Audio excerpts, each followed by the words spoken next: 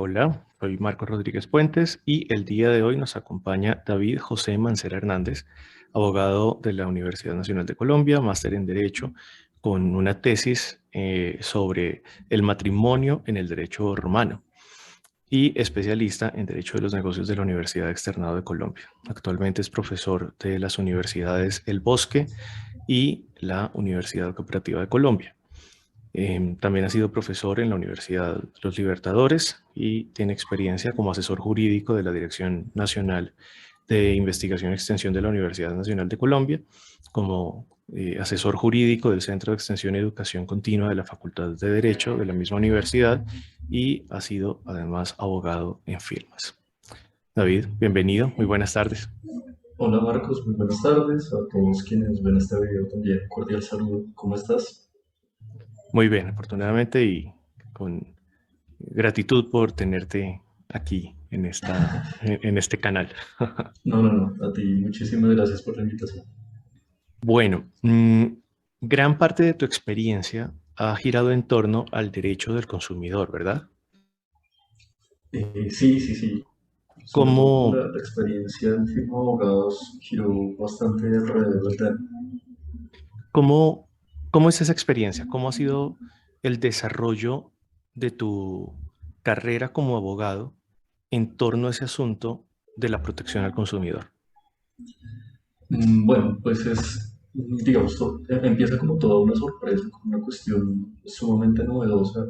Como abogados, infortunadamente, pues no recibimos, y creo que tú lo sabes mucho mejor que otra tanta gente. Nosotros no recibimos una formación en derecho al consumo, entre otras cosas porque la legislación, pues de alguna manera es novedosa. Uno suele pensar en términos de contratos del Código Civil, del Código de Comercio, y estrellarse con una norma que para la época en que yo empecé a trabajar tenía menos de 5 años de expedida. Eh, pues es un poco un choque, es comprender que hay, digamos, visiones que van un poco más allá de la contratación clásica, pero además es encontrarse con muchas situaciones que son complejas en sí mismas, precisamente porque estamos hablando de que existe una gran diferencia entre quien vende un producto, presta un servicio y la persona que lo adquiere, desde el punto de vista, por ejemplo, de la motivación, desde el punto de vista de los recursos, del poder de negociación. Y entonces, pues, verse en un lado u otro de la balanza hace que, pues, que uno se pregunte realmente por qué este tipo de cosas no las ve uno y por qué el común de la gente tampoco tiene conocimiento de ellas. Eh, la experiencia que yo tengo está primordialmente en el punto de vista, desde el punto de vista práctico, en la defensa de productores y proveedores y sobre todo de un nicho de mercado muy específico que fue el de las agencias de viajes. Y esto representa pues una serie de casos y una serie de historias que espero poder comentar un poco más adelante, donde uno ve que hay personas simplemente temerarias que llegan a exigir derechos que saben que tienen, pero también hay personas que por descuido, por un desconocimiento de las normas, que es una cuestión muy común, no tienen derecho. Y creo que en esa medida el desarrollo de mi labor como abogado pues siempre ha estado muy de la mano de la conciliación, de la mediación, de ver cómo se puede solucionar una situación como esta por fuera de los estrados o procurando que esto no llegue a una sentencia. Ese ha sido un poco el tema y creo que eh, buena parte del asunto quizás me ha formado un poco más como un mediador que en realidad como un abogado, y es una cuestión más de aprender y hacer un ejercicio de empatía con la otra persona para tratar de llegar a soluciones que representen, digamos, bajarnos un poco de esa nube en la que infortunadamente estamos, creo yo, en la sociedad colombiana, de ser muy litigiosos, de ser un poco belicosos en ese sentido, y entrar a evaluar también que existen otros caminos, otras alternativas, y sobre todo que muchas veces lo único que la gente quiere es ser escuchada. Creo que ese Mm. ha sido como un poco el desarrollo. Todo lo demás pues es una cuestión simplemente de seguir estudiando, de hacer algo de investigación propia para nutrir todo esto. Esto que señalas sobre la tendencia que has desarrollado más a ser un mediador que a ser un litigante en el sentido cultural de la palabra, me recuerda mm, este concepto, sí, este conjunto de técnicas más bien, de principios que desarrollaron en Harvard y que se suele llamar el modelo Harvard de negociación. Recientemente estuve profundizando un poco en ese tema y me llamó bastante la atención porque en efecto como abogados jamás recibimos una formación en ese sentido. En general, la formación del abogado conciliador es una formación que se restringe a conocer la ley 640 y a saber cómo sacar el acta y ya, a llenar estadísticas fundamentalmente, o a llenar el requisito de procedibilidad. Pero no hay una formación tendiente a que el abogado pueda tratar de encontrar los puntos comunes y los intereses que subyacen a las posiciones externas para lograr acuerdos que realmente sean satisfactorios para ambas partes. Creo que es una carencia que los abogados tenemos y es una carencia que en general la formación jurídica tiene hoy en día. ¿Cómo podrías indicarle a alguien que esté interesado en desarrollar esas habilidades que se forme o que se plantee frente a la contraparte para poder generar esa empatía? ¿Qué recomendación darías o cómo generas tú una, una tendencia hacia el otro que te permita tratar de comprender sus intereses para tratar de lograr un acuerdo que sea funcional y que sea satisfactorio? Bueno, yo creo, y aquí hablo un poco más como abogado y la experiencia que he tenido, eh, que lo primero que uno tendría que evaluar con su cliente, si él lo permite, es las estrategias de acercamiento y de aproximación al consumidor cuando existen problemas.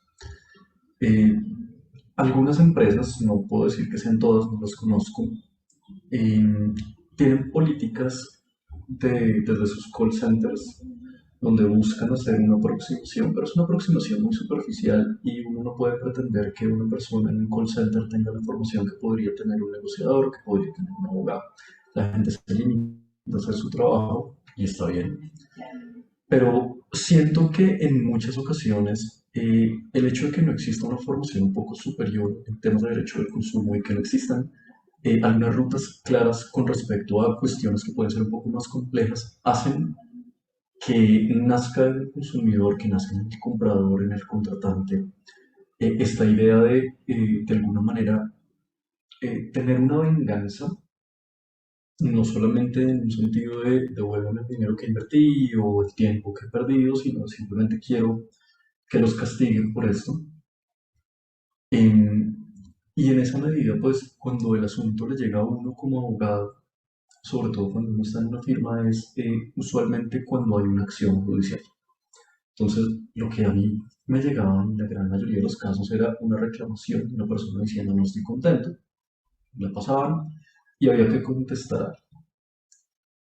En muchos otros simplemente llegaba la demanda, porque hay ocasiones en las cuales la empresa asume esta primera reclamación, que además digamos, es un requisito para poder demandar. Así que uno empieza a trabajar con lo que ya la empresa hizo por su parte, sí, lo que ya ellos contestaron sin haberlo hablado con sus abogados, y el escenario pues es directamente litigioso.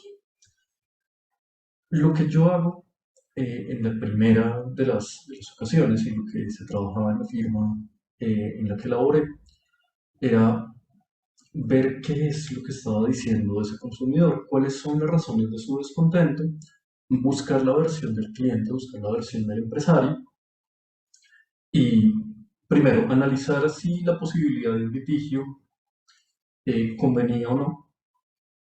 Partamos de la base de que en términos emocionales nunca conviene, pero de pronto económicamente sí, de pronto había alguna posibilidad de lograr un acuerdo antes de la audiencia,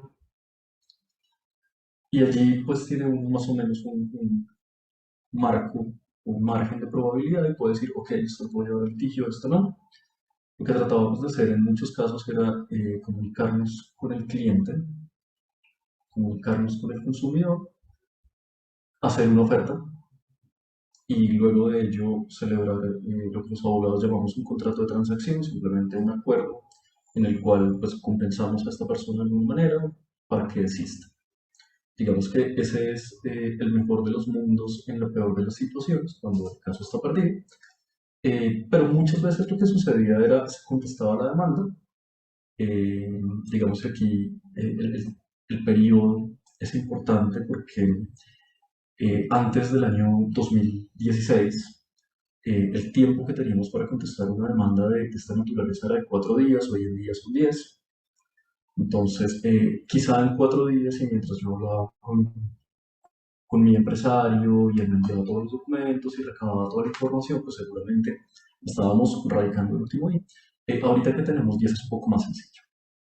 En 10 días yo tengo la posibilidad de contar con todo esto, digamos al tercer día, analizar mis pruebas, ver si puedo llevar esto más adelante o no, pero además tengo la tranquilidad de poder intentar ubicar al consumidor, hablar con él, decirle, bueno, ¿qué está pasando? ¿Qué podemos hacer? Y luego presentar la demanda. Mm, Independientemente del caso, en algún punto tiene que haber, en un buen número de casos, no voy a decir que en todos, la posibilidad de contactar con este consumidor. Y creo que aquí hay algunas cosas, y digamos, lo digo habiendo estudiado un poquito el modelo Harvard, pero lo que uno hace de una forma un tanto instintiva, inconsciente, es analizar cuál es su zona de negociación, ¿no? Ver cuáles son las posibilidades que tengo y creo que una de las grandes como enseñanzas que deja el modelo Harvard es levantarme de la mesa también es una opción. Y aquí creo que el trabajo importante, o por lo menos lo que nosotros hacíamos como dentro de la firma era, el caso me llegaba, yo analizaba las posibilidades, lo conversábamos, veíamos, discutíamos un poco al interior qué era lo más viable, existe la posibilidad de que a nosotros nos condenen, existe la posibilidad de que no, pero que sí nos pongan una sanción por alguna otra cosa. Y todos estos factores pues eran los que iban determinando cuáles eran las opciones reales que nosotros teníamos, a pesar de que nosotros siempre teníamos como una primera medida la posibilidad de conciliar. Y ya cuando se llega a la audiencia o cuando se habla con el consumidor, eh, lo primero que uno debe tener es un parámetro de negociación, unos límites, hasta dónde puedo llegar. Y esto implica también un trabajo de comunicación con el cliente, decirle, bueno, entiéndame que en una conciliación todos tenemos que bajarnos un poquito, dígame hasta dónde está usted dispuesto a llegar. Por fortuna, debo decir que los clientes con los que trabajé eran muy receptivos a este tipo de cuestiones y lográbamos llegar a niveles, digamos, bastante buenos, donde el cliente muy seguramente no nos iba a decir que no, pero la idea siempre era optimizar, obtener una ganancia adicional o un perjuicio inferior al que se le había generado al consumidor. Y sobre todo cuando podíamos ir a las audiencias de manera presencial, cuando el consumidor acudía, eh, lo primordial para nosotros era dejarlo hablar, era escucharlo y decirle, yo sé qué es aquello por lo que usted está pasando. Yo también soy un consumidor, entiendo cuál es la angustia, entiendo su frustración, eh, quiero llegar a un acuerdo con usted, dígame usted qué quiere.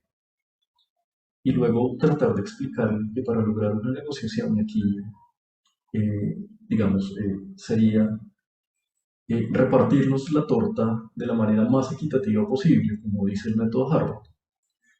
Tratábamos de llegar a ese punto medio, siempre dándole esta idea al consumidor de que él está siendo escuchado, de que sin entrar a repartir culpas, él puede obtener algo porque a fin de cuentas la empresa también se hace por sus consumidores, por sus clientes.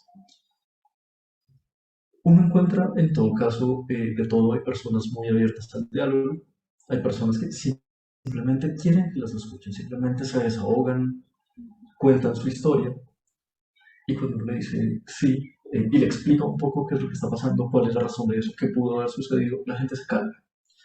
Eso, Pero eso me creo que recuerda, eso me recuerda a uno, no sé si tú cuando estudiaste el modelo, de pronto te habrán recomendado el libro de Fisher y Uri, que creo que es uno de los primeros que escribieron al respecto, aunque supongo que ahora habrá manuales más, pues, más avanzados.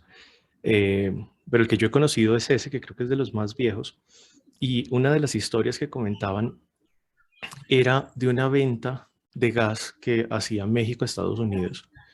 Y en algún momento los mexicanos le subieron muchísimo el precio al gas. Para los estadounidenses eso significaba que pues, los estaban intentando estafar básicamente porque el precio era excesivamente alto y lo que el gobierno estadounidense hizo fue, pues no vamos a pagar $1 más.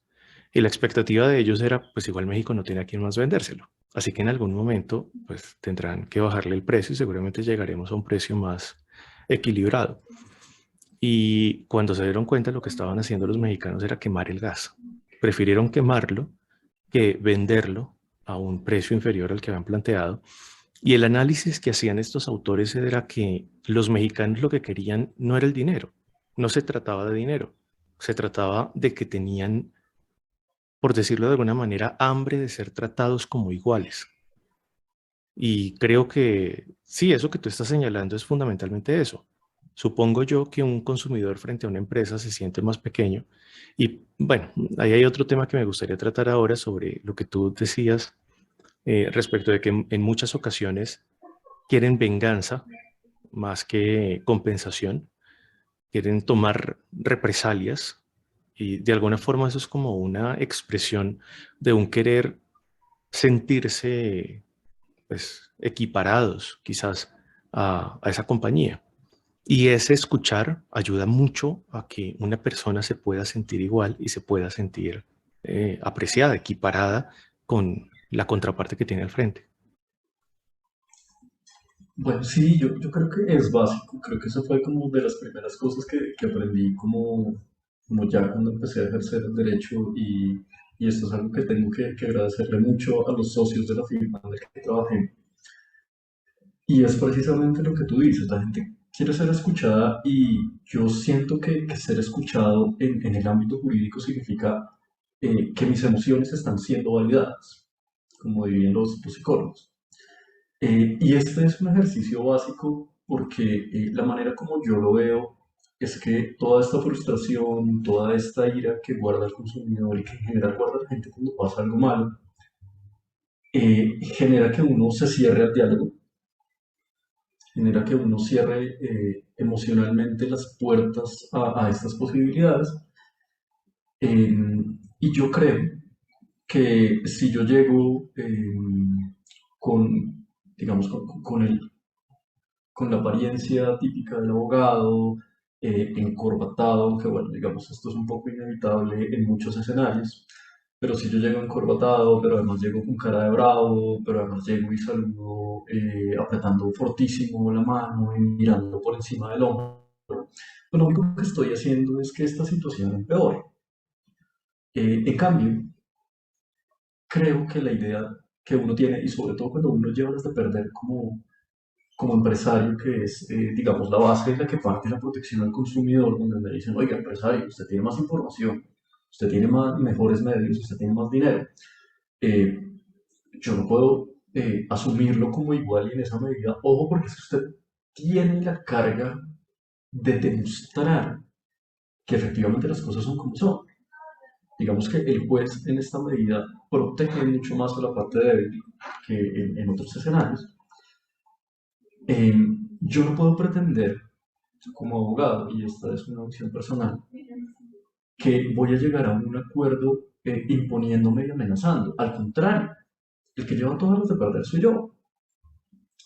Entonces, creo que eso implica que uno como abogado asuma una postura diferente a aquella que de pronto le enseñaron de ser como esa persona que está ya distante, encima de un pedestal, hablando de lo divino y de lo humano, y enfocarse en que enfrente tiene una persona que seguramente se endeudó para adquirir este producto o este servicio, que no tiene con qué pagarlo, y ver cómo, sin necesidad de congestionar a la Administración de Justicia, de meterle un caso más a los miles y miles que todos los días hay, podemos llegar a un buen acuerdo en el que todos estemos tranquilos, sino contentos.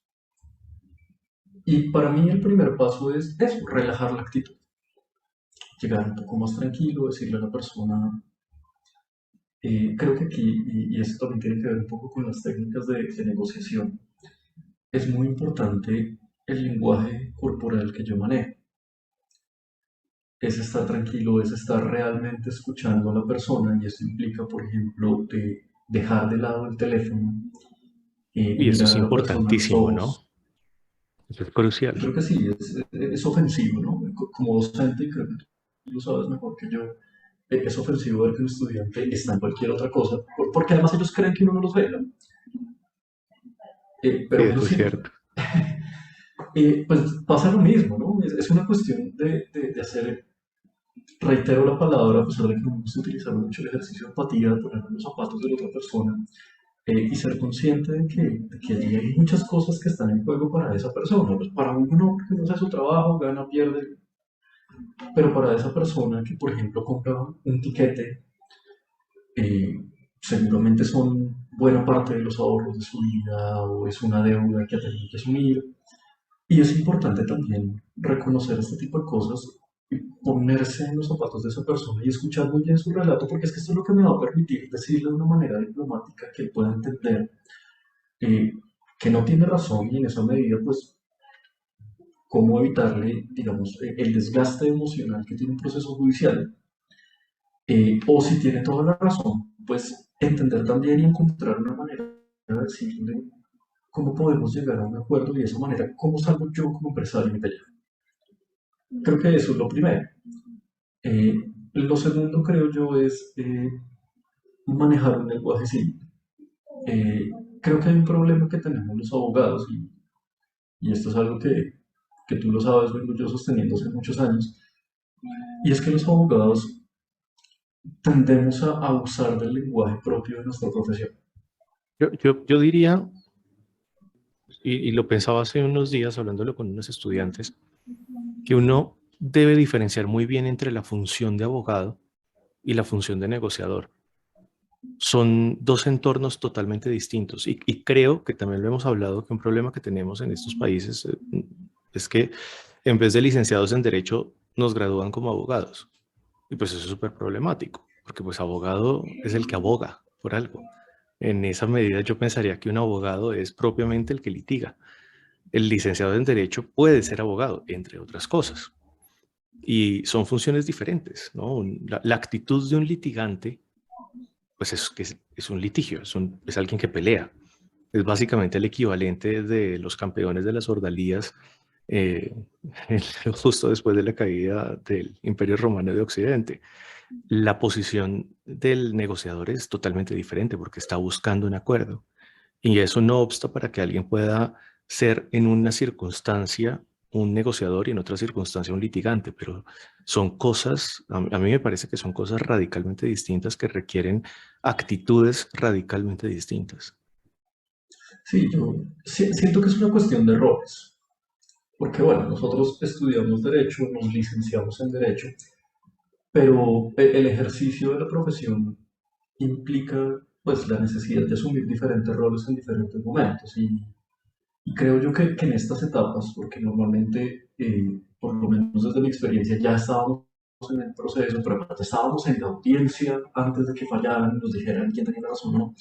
Y esta oportunidad de negociación de carácter obligatorio que tiene nuestra normativa, que es la parte de conciliación posterior a la práctica de pruebas y antes de llegar a los alegatos, pues es una oportunidad en la cual uno tiene que quitarse la máscara de litigante y ponérsela de negociador para ponerlo en los términos de las diferentes funciones que uno asume.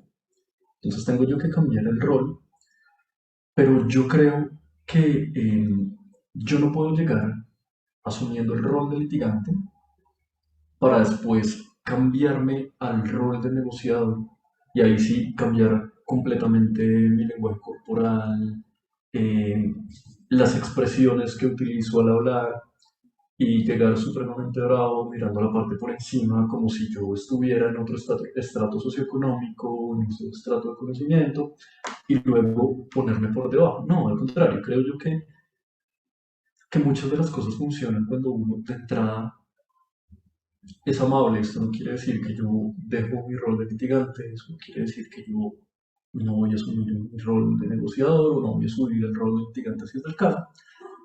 Pero creo que esto genera algo que para mí, sobre todo en esta materia, es muy importante y es una confianza en la otra persona de que uno de verdad sabe por qué está pasando. Y siento que en muchas ocasiones los abogados no somos capaces de asumir esa posición de mostrarle a la gente que de verdad nos importa o que si no nos importa, que puede ser el caso, sí comprendemos la situación y sí entendemos cómo se siente y en esa medida damos validez a esas sensaciones que trae esta persona.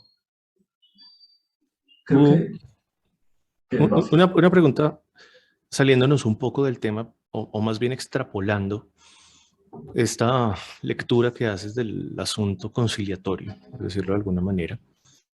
Em, ¿Tú crees que Colombia es una sociedad particularmente litigiosa? Y no lo digo en un sentido estrictamente jurídico, sino en el sentido general.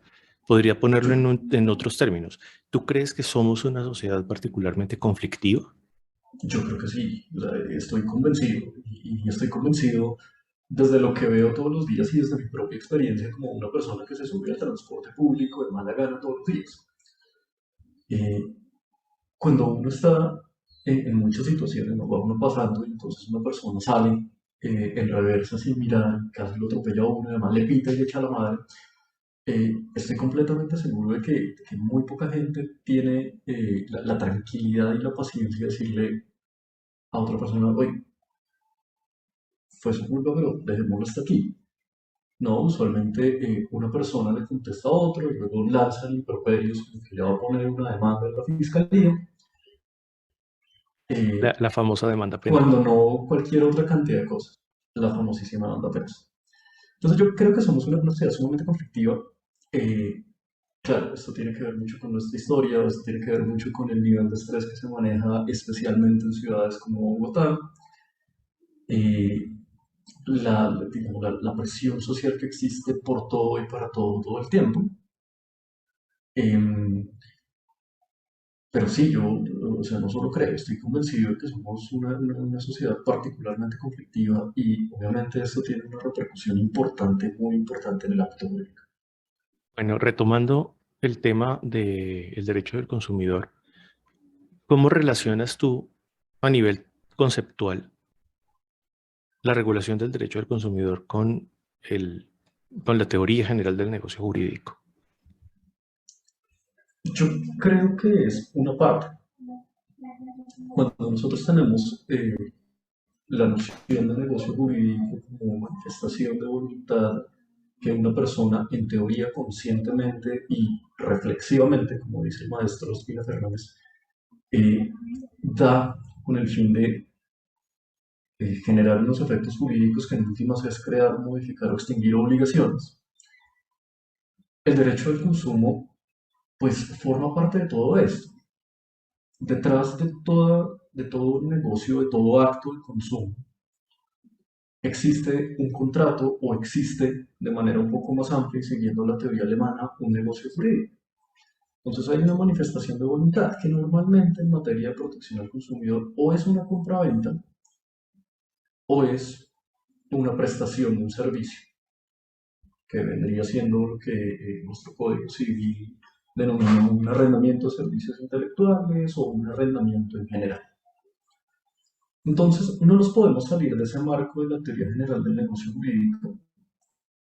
Lo que sucede y lo que hacen las normativas de consumidor de carácter un poco más contemporáneo, no solamente en Colombia con la ley 1328 y con la ley 1480, y un poquito antes con la ley 142 de servicios públicos, sino en general lo que hacen las normas de protección del consumidor desde los 60 hasta el día de hoy es introducir un capítulo dentro de esa teoría del negocio jurídico donde dice, oh, hay unos eventos en los cuales tenemos dos sujetos que son calificados, que tienen unas características, denles una protección y denle un tratamiento un poquito diferente a algunas cosas. Hablamos entonces de productores o proveedores, como lo llama el artículo quinto de la ley 1480, y hablamos de consumidores. ¿Quieres un productor o proveedor? Es una persona que de manera reiterada fabrica, diseña, vende, distribuye, importa productos. ¿Y esto qué quiere decir? Es una persona que tiene más información que otras. ¿Por qué? Porque sabe de su tema y sabe por qué lo produce, lo fabrica, lo diseña, lo ensambla, lo importa, lo revende. Y por el otro lado está el consumidor. Y el consumidor es una persona que en Colombia es natural o jurídica, en otros países solamente personas naturales, que llega a adquirir esos productos o adquirir esos servicios porque no tiene de otra. Porque tiene, dicen los economistas, una necesidad. Necesidad que puede ser real o necesidad que puede ser ficticia. ¿Por qué? Porque nosotros entramos a Facebook, nosotros entramos al correo electrónico y hay una barrita aquí a mano derecha que nos dice anuncios. Y nos dice, oiga, si compra 3 pares de gafas, solamente paga uno. ¿Las necesito? Seguramente no. De pronto necesito un par, pero yo compro 3 porque están baratos. Necesidades creadas. Entonces lo que va a hacer la protección al consumidor es simplemente dar unas reglas de interpretación frente a esos contratos que celebran productores y proveedores con consumidores dentro del marco de esta teoría del negocio jurídico. ¿Esto qué quiere decir? Que un negocio de consumo, que un contrato de consumo, va a tener los mismos elementos esenciales que tendría un contrato en el Código Civil o en el Código de Comercio para hablar de la legislación colombiana. Entonces tiene capacidad, tiene consentimiento, tiene objeto y tiene causa. Capacidad que es artículo 1504 del Código Civil, modificado por, la ley, por el artículo 57 de la ley 1996 del año 2019, que la persona sea mayor de edad. Punto. O en algunos casos, cuando el negocio le conviene, la persona podría ser un niño, niña o adolescente. Sencillo. Segundo tema, el consentimiento. Entonces aquí es donde viene un poco el debate grande que ha habido alrededor de esto y que tú conoces mejor que yo. Y es, pero venga, eh, de verdad hay un consentimiento, es decir, yo estoy diciendo que quiero hacer esto porque soy libre para hacerlo, porque tuve la oportunidad de sentarme a negociar con la otra persona, que es lo que nos dice la teoría clásica. La respuesta necesariamente es no. La protección del consumidor, que además tiene su origen digamos, filosófico después de la revolución industrial, cuando empezamos a automatizar la producción y empezamos a vender grandes cantidades a un gran número de personas, pues nos dice que los empresarios tenían que hacer algo para no tener que sentarse obligatoriamente a negociar con todos y solamente concentrarse en los negocios más grandes y que económicamente para ellos son más importantes. Entonces, ¿qué hacemos? Pues nos inventamos unas condiciones y le decimos a la gente, usted quiere, pues, tiene dos opciones, me dice que sí o me dice que no. ¿Necesariamente esto genera abusos? Sí, claro. Y esa es la necesidad entonces de que exista un régimen que proteja a esa persona de él. Dicen los teóricos, ¿Tú, entonces se tú, acabó el contrato, ya no existe. tú dónde ubicas el asunto de la causa o eres un anticausalista? ¿Cómo te Yo, identificas frente a ese tema? yo, yo me considero anticausalista. Yo creo que la causa no sirve para nada en los términos en los que funciona en el sistema jurídico colombiano. Sí, es que eso es herencia de Domat, ¿no? Básicamente. Claro, Y sí, sí, estoy de acuerdo. Es un concepto que francamente pues no sirve para mucho. sí, infortunadamente, no recuerdo en este momento el artículo, creo que es el 1523, 1524 del Código Civil, nos dice todo negocio debe tener una causa lícita, pero usted no tiene por qué decirlo. Entonces aquí pues hay un problema y es, entonces si yo no tengo por qué decirle de qué me sirve. Yo tengo una hipótesis en alguna medida basada en Joaquín Duhalde, que creo que tú también lo conoces, em, y es que, a ver, la causa en últimas son los elementos que han configurado tanto de manera eficiente como, o sea, tanto elementos causales eficientes como elementos causales finales que influencian y eventualmente determinan la manifestación del consentimiento frente a un negocio jurídico particular. Ahora, naturalmente, y de hecho Dualde en el libro de la causa lo señala, pues ahí en no pocas ocasiones estamos hablando del inconsciente en términos psicológicos. Y sé que hay abogados muy reputados como el doctor Mendieta que pues critican fuertemente esa psicologización de los elementos del contrato. Sin embargo, mi hipótesis es que si la causa sirve para algo, sirve entendida desde una perspectiva psicológica y pensaría yo que en buena medida la sustentación o la justificación de estos regímenes tuitivos como el sistema de protección al consumidor se basan en una comprensión psicológica de la causa, porque en últimas es el proveedor tiene más conocimiento, porque la desigualdad ni siquiera es porque tenga más dinero, es porque tiene más conocimiento, como tú lo decías hace un momento. Son elementos cognitivos. Y segundo, hay elementos conductuales que restringen, determinan o limitan la posibilidad de toma de decisiones del consumidor y en esa medida pues fuerzan la determinación de su consentimiento. No sé tú qué pienses respecto de esas ideas. Bueno, yo sostengo y creo que el sistema que tiene nuestro Código Civil en abstracto, no la forma como lo ejecuta de tener una causa equivalente a lo que Aristóteles llamaba la causa eficiente, es correcto. Y en esa medida, el hecho de que la causa esté atada a cuestiones psicológicas me parece acertado. Porque la cuestión nuevamente es, yo tengo una necesidad, pero cuando nosotros hablamos de sociedades de consumo como la nuestra, de sociedades que, digamos, en el ejercicio económico están en una constante expansión de los movimientos de oferta y demanda, donde nosotros tendemos a producir más para que se compre más y se consuma más. Eh, la causa tiene que ser tratada precisamente desde un punto de vista psicológico. Yo no puedo decir entonces que como el consumidor llega al mercado por una necesidad, esa necesidad tiene que ser única y exclusivamente su sustento. No, pues estamos en una sociedad de consumo. Si la idea social y si el sistema económico me quiere obligar a comprar todo el tiempo, pues yo no puedo decir que la gente solamente la voy a proteger bajo el sistema de protección del consumidor para aquellas cosas que están intrínsecamente relacionadas con su supervivencia. No, tenemos que ir más allá y necesariamente ahí es donde empiezan los temas psicológicos a llegar y es, bueno, consumidor, ¿y a usted qué fue lo que lo motivó? El precio, la calidad, la garantía, requisitos adicionales, promociones que implican la adquisición de otro tipo de productos además del que usted venía a buscar.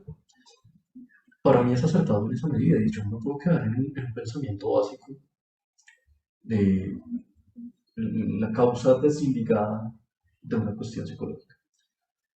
Tiene que ver, tiene todo que ver. Claro, esto no quiere decir entonces que si hay una persona que compra de manera compulsiva,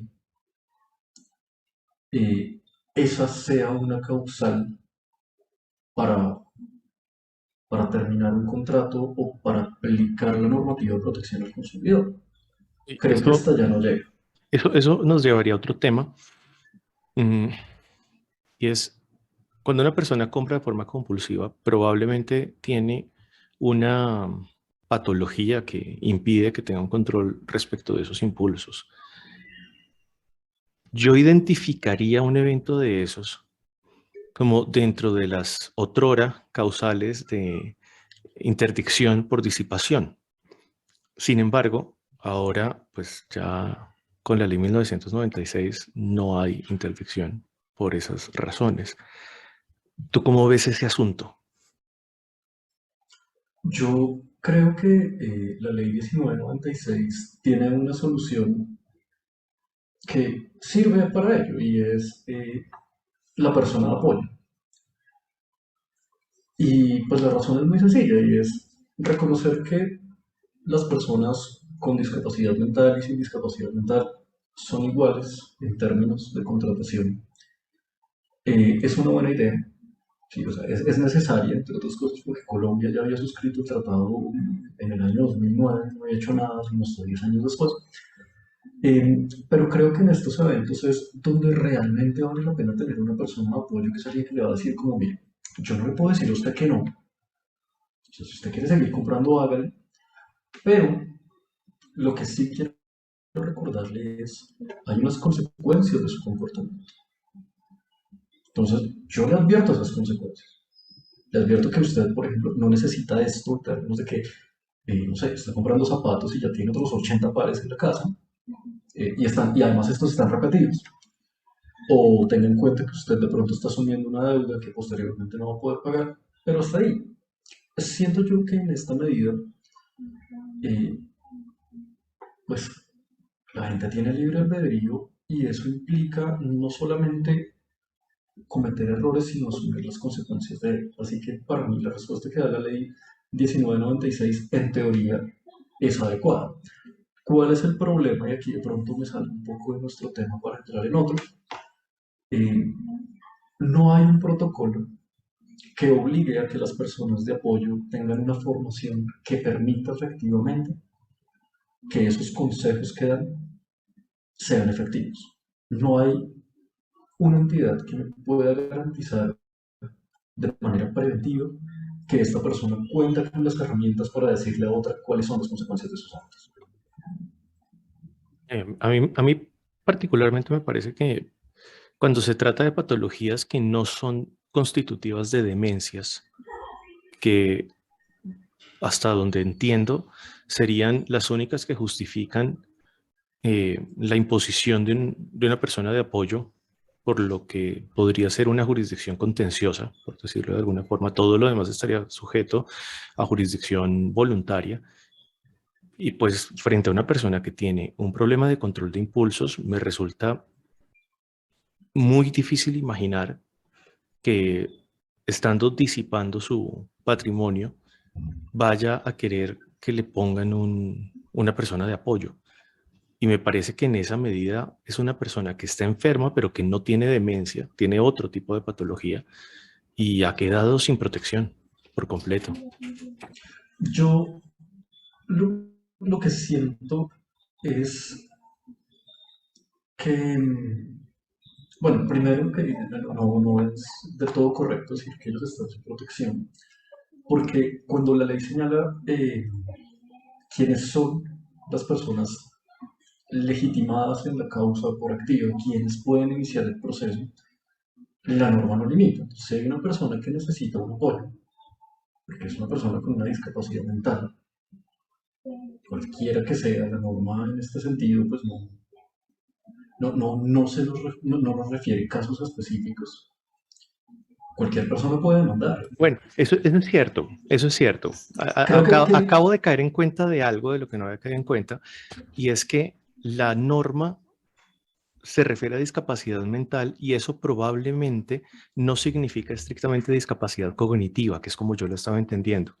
Tenía un sesgo psicológico ahí y me acabas de hacer caer en cuenta de eso. Entendido desde fuera de la psicología, necesariamente, cuando se habla de discapacidad mental, el concepto es mucho más amplio. En eso tienes sí, razón. claro, porque no es un concepto estrictamente psicológico, sino más de trabajador social. Y en esa medida, pues hay, digamos, otras posibilidades. Entonces, lo que dice la norma es cualquier persona puede demandar.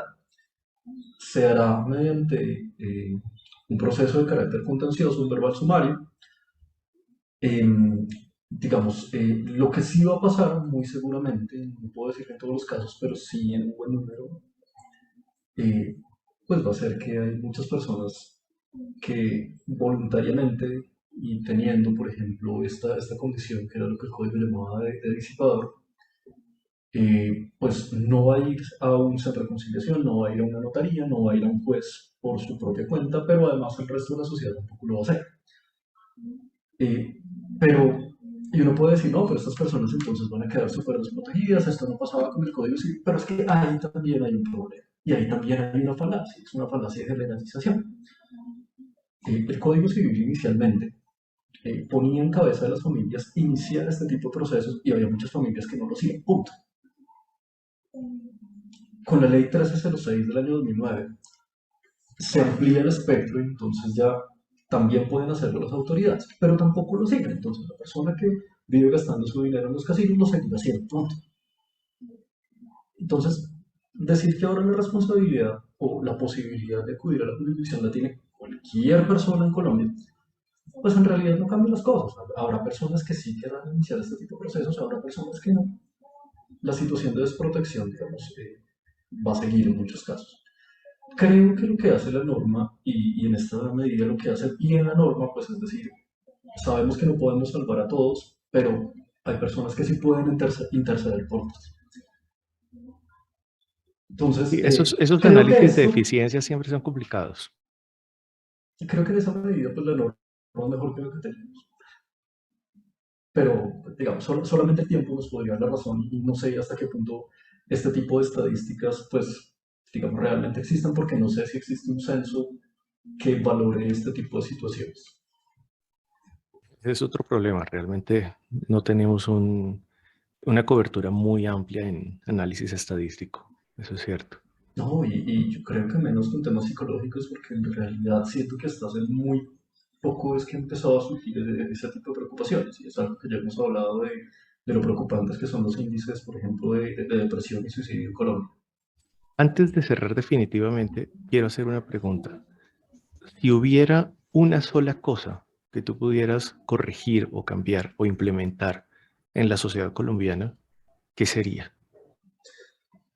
Ay, si yo pudiera cambiar algo, sería la cantidad de burocracia y trámites que tiene uno que hacer para todo en Colombia. Si eso se pudiera simplificar, estoy seguro de que esta sociedad sería mucho menos conflictiva de lo que es. Bien, pues doctor Mancera, ha sido un gusto invitarlo a esta conversación y espero que en futuras oportunidades podamos continuar con estos temas y con otros. Bueno, no, Marcos, la verdad, a ti muchísimas gracias. Como siempre, es un placer compartir estos espacios de discusión, un poco de historias varias que hay tras todo esto y de posiciones. Y bueno, nada, pues yo espero con ansias poder volver a compartir este espacio contigo.